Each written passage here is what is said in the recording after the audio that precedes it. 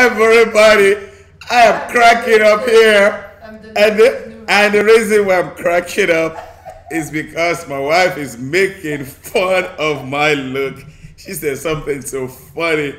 She said, Larry, can you imagine we just get married and I'm sending a picture of you to my relatives and this is what I'm saying.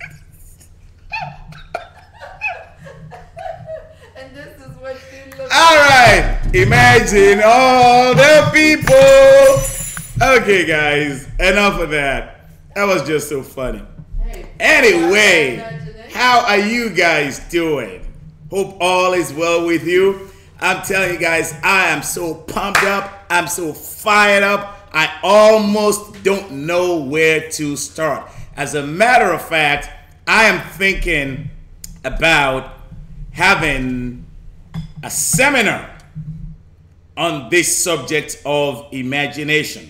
So if it's something you think you might be interested in, let me know.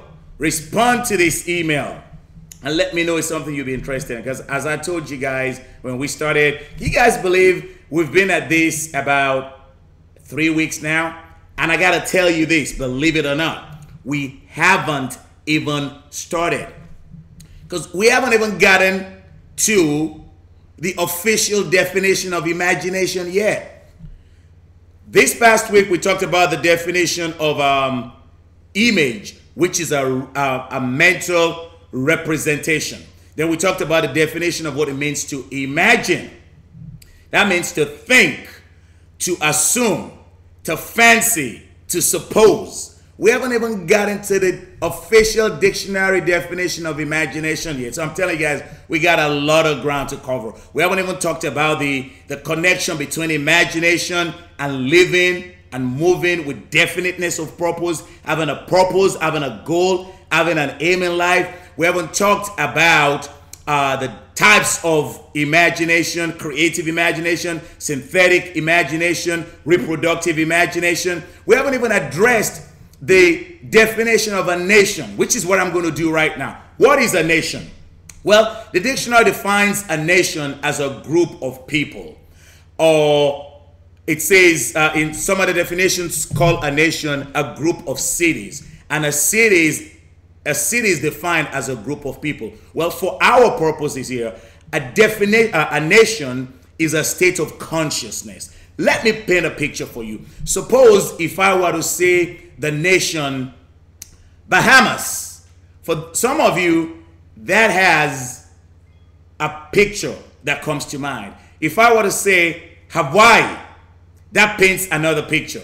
If I were to say south of France, that's another image. If I were to say Afghanistan, that's another image. Well, when I mention your name, to people who know you, what picture comes to their mind? Does a smile come to their face, or do they want to walk away? Are they joyful at the hearing of your name? Are they inspired? Are they encouraged? Are they motivated? Well, that's what you would like to have people do at the mention of your name.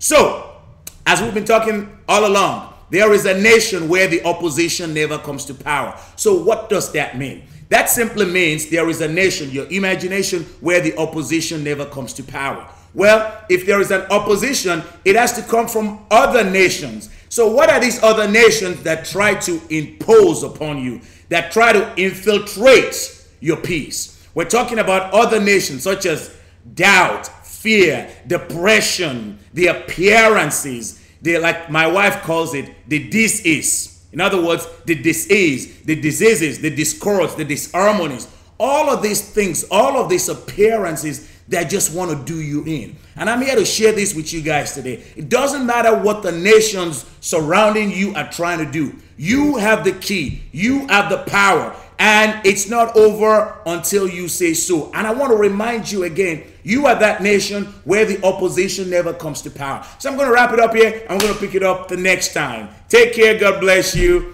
And I will talk to you soon. Copy your DMs.